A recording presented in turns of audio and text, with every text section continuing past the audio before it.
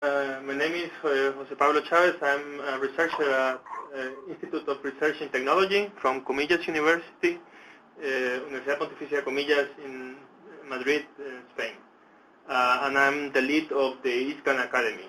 So welcome everyone to this webinar, which I think is a very interesting and very relevant topic. So I will just briefly introduce ISGAN. ISGAN is an initiative from the International Energy Agency and the Clean Energy Ministerial, and the objective of ISGAN is to support high-level government knowledge transfer and action to accelerate the deployment and development of smarter, cleaner and of electricity grids around the world. We have different activities, as you can see in the presentation. Some of them are, for instance, a cost-benefit analysis, strategic decision support. We have research, protocols, transitions on energy transitions, for example, power systems, and this one that is an example of the ISGAN Academy activities. So ISGAN is in 24 countries, as you can see, and in addition to the European Commission, which are supporting and are active participants of this initiative. And finally, we have different value propositions. So we have examples of conference presentation. We do a policy brief, technological brief, technological papers, discussion papers, case studies, workshops, and webinars at this one. All this information is available in our webpage, and we try to have strategic partnership with the International Energy Agency, with the Clean Energy Ministerial, Mission Innovation Initiatives, also Smart Grids International Federation, the Work International Expert Network, global and regional policy support, and also knowledge sharing for technical assistance and project coordination among all the participants. So thank you again to join, and I will leave the floor to Ignacio, and after Andres. Ignacio. Well, hello everybody. My name is Ignacio Perez Arriaga. I'm a professor at the Massachusetts Institute of Technology in Madrid, Spain. I mean, in Boston, Massachusetts, sorry about that, where I teach regulation of the power sector. I am also a professor at Comillas University in Madrid, Spain, where I am a colleague of Jose Pablo and Andres that will talk after me. And I am also a professor at the European University, the Florence School of Regulation. I'm the director of energy training there, and actually I'm in Florence now and finishing the annual course that I direct on regulation of the energy sector. So thank you very much for your interest in participating in this webinar. And I know that this is about smart grids, electricity supply and networks are very tightly related. I've been working for many years on electricity networks regulation, mostly in Latin America, North America, Europe. 1 year ago at MIT, I was the director of a project called the Utility of the Future, where a most important issue probably was how to deal smartly with the impact of networks on economic signals. If you are interested in that, you could download Utility of the Future, MIT, and you will find it. So if we now, as in this, today we are going to do, we move to the developing world, in which Fernando said that there are more than 1,000 million people without electricity. The smartness about networks and the power grid and power systems needs a different perspective. And this is what Andres and I are going to bring to you today. So we thank you, the organization, for giving us this opportunity. I'm going to talk more about the traditional side of electrification planning in the developing world, and Andres, who is younger, will talk more about the advanced approaches using geographical information systems that we are developing.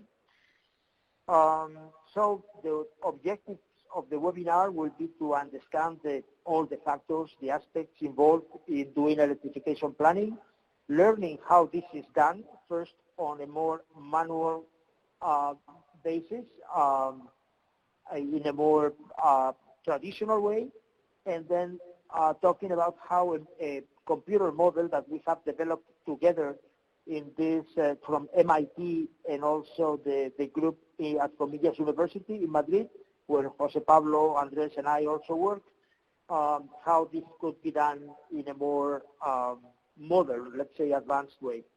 So the big picture of electrification planning is you have to realize that that happens in a wider context. So the government of a country has to follow some energy policy that has been decided by the parliament, and they have multiple goals: economic development, poverty reduction. They have to take into account the power structure and the regulation, specific regulation of the power sector that is incumbent there. They have other priorities. They have financial limitations, and they have, under those very broad conditions, to decide how to electrify and how to improve the electrification conditions of people in that country. And what we are going to talk about is just what we call the techno-economic approach. And this is not the whole picture. The whole picture is what I was saying before in the context and the competition of the power sector with roads, with hospitals, with education, with other concerns in a country, right? So when we focus on the electrification plan, what we try to do is to provide electricity service to everybody. And we don't care that much about the kilowatt hours. We worry about lighting, about mechanical power produced with electricity. We need about refrigeration, all the, media access, telephone access, all these things that electricity could provide, right? And what we try to do is to, with the plan, to move from the current state that probably is not that good to a future system state in which people will have a better access to electricity services. So in order to do this task, we need to know what is the current situation. So we need to know whether the households and the commercial buildings and industries are electrified or not, and how they are electrified in that this is the case. We need to know where they are located.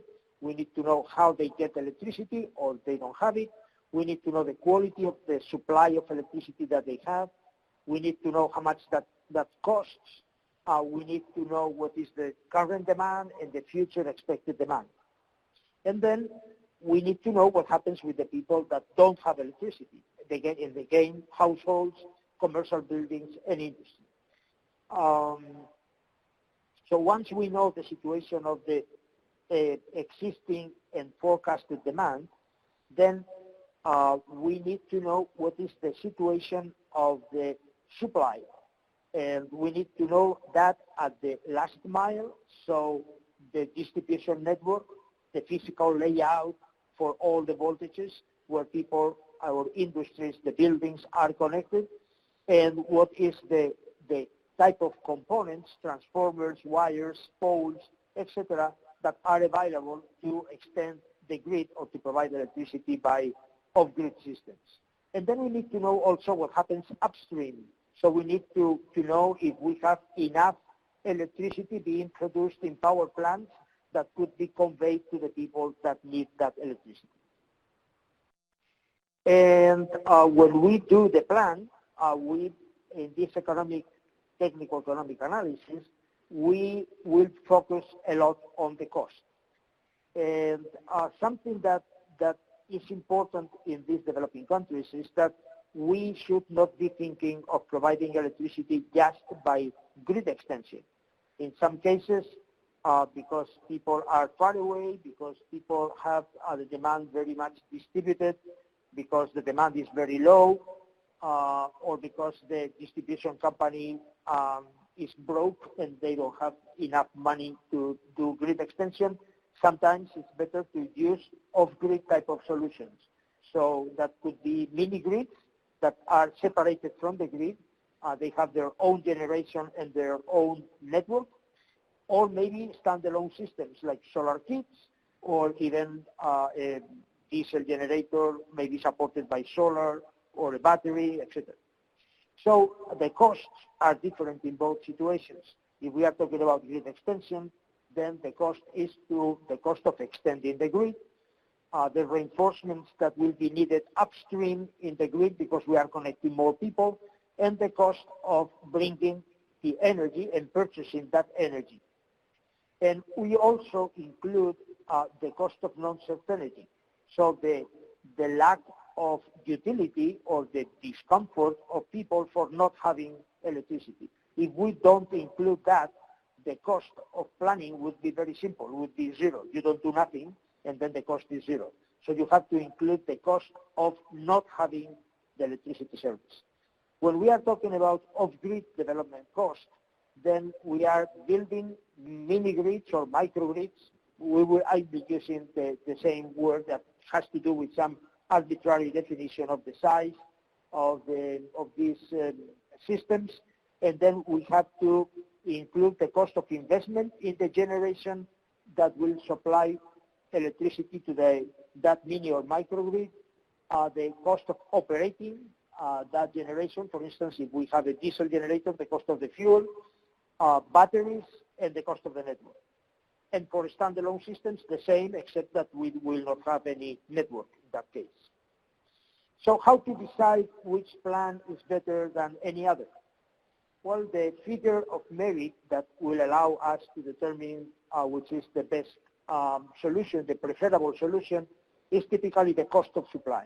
So adding the costs of grid extension, development of mini-grids, and providing standalone systems. And then we have to find the combination of these three modes of electrification and how to implement each one of them, taking into account the cost of non-certainty so that we get the minimum cost electrification plan. There will be other factors that we could include also in the figure of merit of a plan. For instance, the environmental impact or some impact on economic growth, some other types of priority, but in most studies it's cost, the figure of merit that is used. So the optimal plan, which is the outcome of this techno-economic phase of the electrification planning process, is the minimum cost electrification plan. And the solution that we will obtain will consist of the supply technology for each one of the points of demand. So how every village, how every building actually should be electrified, whether by grid extension, mini-grid, or a standalone system, and how to implement each one of these electrification modes. So, as I said before, this happens within a wider context. So things that when you make a decision about the plan that will be finally adopted, you have to take into account political priorities, such as that you don't want that there is a mix, for instance, in a certain area that you consider to be a village or a district or a ward or a county, depending on the country, how the terminology is, that you don't want to have maybe a mix of different electrification modes. You have to take into account energy policy priorities. Maybe you don't want to use diesel because of, in some countries, they decide that this is too dangerous or it's is associated to corruption, or all the logistics of bringing the diesel to the places and storing it and keeping it from being stolen and all that is very complicated, or because of environmental conditions. So diesel is banned, or maybe diesel is accepted. So this is an energy policy priority. Then you have to take into account consumer preferences, because in some cases, maybe the people there don't accept solutions that are not grid extension. They may think that grid extension is the first option and that the others are not true electricity. While in other places they know that that the main grid is very unreliable and they prefer to have mini grids or standalone systems because they know better when they are going to have electricity. So it is very system dependent. The institutional inertia of the incumbent utility that maybe is not used to off-grid solutions and they don't want to implement them. Making sure that the solutions that you adopt are sustainable from an environmental, social, technical, and economic viewpoint. So let's look at one example. Different developing countries have adopted master electrification plans. Actually, our team is working presently in the master electrification plan of Rwanda and the master electrification plan of Mozambique. So I was looking at different plans that you could download easily from the web, and I chose one, which is the one that was done in Zambia several years ago, so it's not a very modern one, that was done in was published in 2009, but it was done very thoroughly, and I think that is a very good example, and it is accessible, and you can download the document from the grid. So, well, for those who don't know where Zambia is located, you have the map here. A colleague of mine at MIT asked me once where Spain was located in South America. So, I mean, I don't blame you if you don't know where Zambia is located. I didn't know a few years ago. I've been there several times. Beautiful country. So let's go back now to 2006 when the plan started. And you have some slides that describe for you some basic information about the country. So you have here the main actors in the power sector, the ministry, Rural Electrification Authority, Energy Regulatory Board, the Regulatory Commission, and the companies, mostly a vertical integrated public utility, ZESCO, that has the functions of generation, transmission, and distribution, and there are several minor others. And well, this is the information about the Zambia in 2006, number of provinces, districts, wards, population, how much was urban and rural, and poverty ratio. Then the electrification level, that at national level was 22%, with only 3% in rural level. And so the electrification plan was very much needed. You have here the different regions and the levels of electrification. And of course, they are higher in the places where there is more concentration of urban population. You have the expected growth in the interval of the plan, and prior to that, in terms of rural population in the lower part of the slide and urban population in the upper part. And then, well, the electrification plan itself, right? So the plan has to fix some objectives. In this case, the objective was to reach by 2030 90% of electrification in urban areas, 100% electrification in something that we will call rural growth centers that I'm going to define in a moment, and then 20% in rural areas outside those rural growth centers. You see that we were in 2006 and the Sustainable Development Goals had not been defined at the time, and it was acceptable to think of not being fully electrified by 2030. Things are changing. We have new developments, and that we think that it is possible to reach full electrification by 2030. You have there the statistics, and then something that is important is that this plan, as I said before, was considering the different electrification modes, extension of the grid, microgrids that they consider that should be provided with mini hydro in those places that have mini hydro sites, and solar home systems. So the plan starts by looking at what is the existing distribution network, and you have there the 33 kilovolt and 11 kilovolt existing distribution network. It is very unlikely that you have in any place a description of the low voltage that means the 400-volt distribution network. Then you have this definition of the rural growth centers, which are these catchments that include maybe several villages, and then they develop most of the social activity like schools, hospitals, post office, grocery shops, different types of shops, a market where people get together, local activities, community activities. So this is what is called a rural growth center. And with the cooperation of the different districts, they were able to identify 1,217 of those. And those were the candidates to be electrified. So the idea was to electrify 100% of those. Based on information that the centers provided, it was estimated the future demand that they would have. And you have, for example, of them, the load curves expected in a typical day.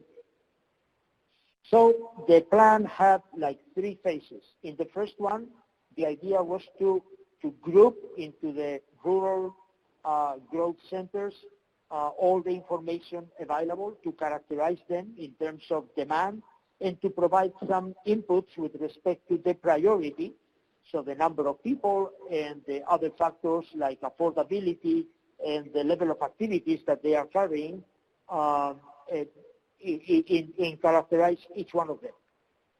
In the phase number 2, what was done is to group those rural growth centers into packages, project packages.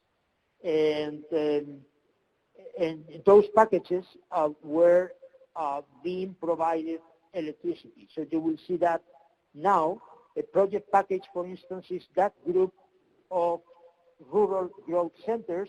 You have on the lower left side an existing electrical substation, and then in red you see a possible line that could go by these different rural growth centers to one of them that is in the upper side part, which is prioritized, but you take advantage of the others to extend the grid and to electrify them if possible. The planners were trying different combinations, trying to reach that center in different ways, leaving in some cases non-connected, so to be provided by microgrids or standalone systems, some of these rural growth centers. So all that was trial and error being done by hand. They were computing with a typical equation the net present value for each one of these solutions, taking into account the investment cost, operation and maintenance cost, and energy cost in cases for each one of these types of solutions. And then in phase 3, what was done is to decide of all these rural growth centers that were going to be electrified in one way or another, to group them into projects so that the projects would be developed from the year 2008 to the year 2030. So to distribute in time all these solutions. And the outcome of the project that you can see in a graphical way is you can see here well, the color is doesn't match what you have in the for grid extension, that looks like purple, and the other color which is kind of reddish or dark pink. But these are the places that will be electrified by grid extension, solar home systems or solar standalone systems in yellow, and then mini hydro mini grids in blue. And there is a more detailed map that they provided, which is this one, in which you can see how the grid arrives to these three categories of places. So the circles, grid extension, the yellow figures are standalone systems, and the triangles in blue are the mini grids. And so this is it. The summary of the plan was that all these regional growth centers were electrified, were aggregated into 180 project packages, and they were distributed over time.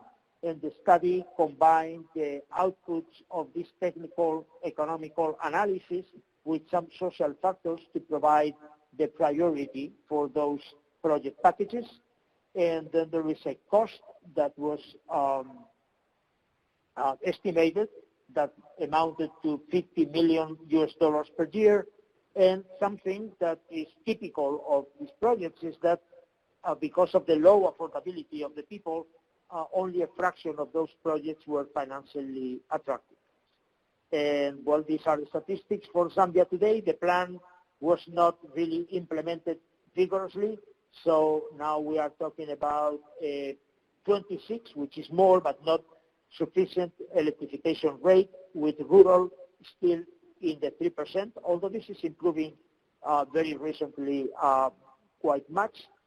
And this is, you could find in the report that, as I said, is available in the web, all the details of this plan. And I pass the word to my colleague Andres to talk about the more advanced way in which, using geospatial planning, you could do the electrification process. Okay. Thank you, Ignacio. Good morning or afternoon or evening to all the attendees. I am Andres Gonzalez. I work at the IIT Institute for Research in Technology of Comillas Pontifical University in Madrid, and I am also a member of the Universal Energy Access Lab, which is a joint research team by Comillas University and the MIT Institute of Technology.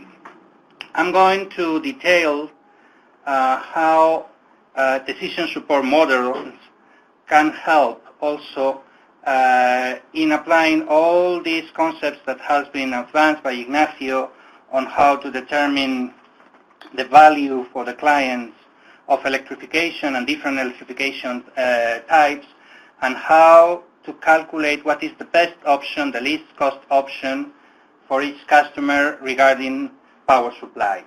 We have developed this reference electrification model, of which you can see some samples in this address. Over here, you can see also how it works in a very, very simple way. And actually, this is a work, as I said, that has been developed by Comillas Pontifical University and the MIT, Massachusetts Institute of Technology. What does this model do? Well, it can be applied to large-scale electrification planning, like the example that Ignacio has been explained about in detail about Zambia. We did our first model and developed it for the case of Vaisali, for the district of Vaisali in India, where there are about 600,000 households. The idea of this model is to be able to follow the electrification process down to each customer. As you have seen in the case of Zambia, they group the relevant customers into 1,200 nodes, which were the service, the rural service groups. Here we are dealing with 600,000 customers. In the case, for instance, of the National Electrification Plan of Rwanda, we have more than 3 million connections to be done before 2024. We realized that for this, it was needed a new model, a new way of calculating all these choices, which were done by hand in the case of Zambia only 10 years ago. And then there were models already in place in developed countries, like the reference network model for grid extension, that could actually do that. But there was nothing that could compare grid extension with off-grid capabilities, and that is why we initiated our research into the reference network model, the reference electrification model that is now in application. What we do for large scale is, once we find out a region of interest, this is the state of Bihar in India, this is the district of Vaisali within the state, and this is actually one of the outputs that we get from the model for this district of Waisali, where you can see that the existing grid is plotted in black, the new grid extension is plotted in red, the medium voltage, and blue, the low voltage, and all the green networks are actually, in this case, microgrids. We also see where is the people that is too far from the network or too far from each other that should be supplied with a solar kit with a standalone system. But we can also do a very detailed analysis of one single microgrid. So this model can be also applied to local electrification projects. This is the village of Tayapur, also in Bihar, where we have 190 households, and we try to supply what is the best generation size and the optimum microgrid to satisfy their needs, considering that all those households may have a different load profile, a different demand. And then the model is able to optimize both the generation and the network to satisfy all those needs. Then, well, what we get from the output, sorry for that arrow, I'll take it out, is in both cases we get a very detailed network layout that it doesn't only include the layout as it is, or the where the grid goes, or where the different kind of grid goes. It also details down to conductor size, down to the size of every transformer that you are going to use, all the components of the network that you are going to build.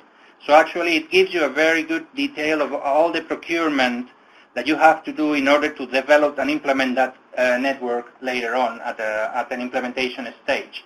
It also generates or calculates the optimal generation design for microgrids with the detailed dispatch hour by hour, as I will explain also later. It can give you aggregate cost and design figures, tables, and charts that will be able also to help decision makers choose between different alternatives for the development of each one of the projects. And then also it provides this in a geo-reference GIS, Geographic Information System database, that can be also shared and implemented with other systems for planning and for monitoring. So, what is new about REMP? How does REMP do it? First, as I said before, we need to know where is each building that we need to electrify. So we start by knowing or finding out what is the position of every building to be supplied. So this is the district of Waisali, where, as I said before, there are about 600,000 households, and in some cases we have the geolocation of these buildings because there has been a prior census, or because there has been some field study that tells us exactly the position of the buildings and the type of buildings where we are dealing with, and whether these buildings are or are not electrified. But in this case of Bihar, we didn't have this information, so we had to resort to the development of software that can identify the households starting from satellite imagery. In this photo, you can see several villages, or one large village in Bihar, and then the software is able to determine with the orange dots around here where are the main households within this village. We have been developing this software now for a long time, and now the present version is even able to identify not only the location of the points, but the surface of the roof. So we are able to see how big is the house we are dealing with, which can also give us some other information. Once we have the location of the households, we need to see ascertain what is the demand that we can expect from those households. In the case of large planning, we may have identified low income households or high income households and we might be able to assign a certain demand profile to them, or especially we need to know the location of productive loads or community loads such as hospitals, such as schools. But when we are dealing, like in this case, with a small village, we can do a very precise assessment of the needs of each kind of customer. Like, for instance, a high school or a medical center or a cooperative or different shops or government buildings. So once we are able to identify where the people is and what kind of demand we expect from them, we are able to see, according to where is the specific infrastructure where we need to connect people to, so we need to know where is the national network at the moment and what is the expected immediate development in order to see what additional extension we need to design. So we find out where are the medium voltage lines, which are shown in this image also over here, and then we determine from there how from these medium voltage lines we can connect the different households of the village to the network, and we design the network itself. So this is specifically, for instance, for grid extension of this village. We also have to take into account topography. All the land is not flat. So here we have the map of Rwanda, which is another of our national electrification plans. At the moment, it has been presented yesterday to all the stakeholders in the country. So if we look into the country of Rwanda, this is a physical map of the land, and we take a small piece, we find out that there are different altitudes. There are forbidden areas, which in this case there are lakes and wetlands, and also, well, we need to see how our grid, our medium voltage grid, our low voltage grid, and our transformers are placed, considering or not considering the geography, the topography. In this case, this example shows what would be the layout of the network, including medium voltage and low voltage lines that supply all those customers, including the transformers, without taking into account the topography. You can see that there are medium voltage lines crossing the lakes, and then the layout is quite straight. If we take into account the topography, and this is one of the examples, and by that we do it by penalizing, if not forbidding, the crossing of forbidden lands and taking into account the layout and the altitude of the ground, you find that the medium voltage lines stop being straight and actually follow the best land way from the different points that need to connect. Also, you can see that most of them avoid the wetlands, which are these ones, and of course the lake, and go around it.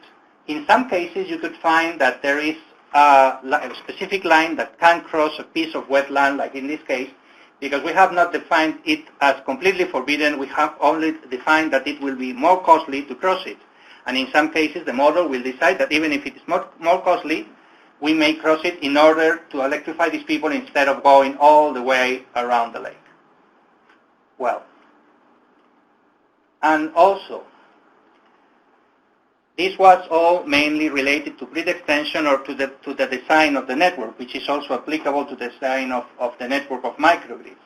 But specifically for microgrids, we also need to optimize what is the design of the generation for a certain cluster, for a certain village, with different type of customers and with different type of needs. What some of them might be critical, some of them might be not. So we do that by optimizing along the year for the whole year, considering the different solar profile that you can see here in yellow, and considering the different demand levels per day, which you can see here in black. What would be the optimal mix of diesel, solar, and battery that would satisfy this demand?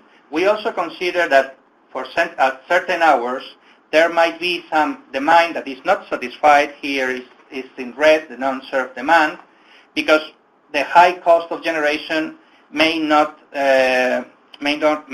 be enough as to satisfy the demand or the affordability of the people at certain hours where, for instance, the demand is not so critical, is not so important for the customers. So with that, the model is able to calculate what is the storage per day, how much battery you use during the night, how much diesel in this case you're using, which is the main generation source in this case. But in many other cases, we don't use diesel, or we limit the use of diesel to a certain percentage of the generation allowed because of political reasons, or because of because of the price of the fuel itself. And we do that. This is a sample of 4 days in a year, but we do that for the whole year and for every one of the microgrids that we are designing in the plan. This means, in the case of Vaishali, that we have, in this case we only have, well, this is a small case, but we have 15,000 people in microgrids. For all those people, we have calculated the alternative of grid extension and microgrids, and in certain cases, standalone systems, and we are able to calculate for each one of them how much would be the cost of microgrids, how much would be the cost of grid extension, how much would be the cost of standalone systems, and select the least cost option for each one of them, which in this case leads to 63% of microgrids and 43% of grid extension. Well, this is just a sample. This is not to be taken as a reference case. And then it can adapt the network layout to the pattern of roads and paths in the village. This is an additional feature that the model that designs the network actually is not doesn't have to choose the path that is more efficient according to the design of the roads. This is a village, a rural area where you have different roads, and you can see this here. The medium voltage lines and the low voltage lines are following the layout of the roads. In urban areas, it can also follow the path of the streets and the buildings in order to be able to design a layout that is actually compliant with what is logical in those places. But so far, we have only explained why this model can do this least cost electrification using a massive amount of computer time. I mean, massive amount. For the case of Vaishali, the model may take 8 or 6 hours in a large computer to run.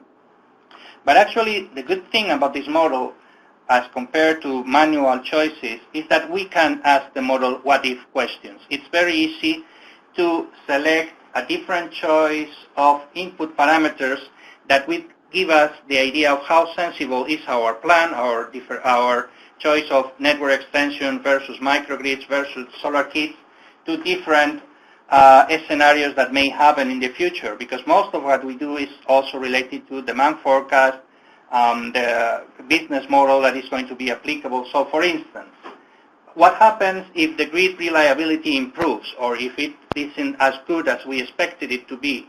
Because if the grid reliability is very high, then it will be positive for grid extension. But if grid reliability is low, then the model will choose less grid extension, because it also takes into account the amount of non-served energy, the amount of lack of access that is under the grid, or for the people that is connected to the grid.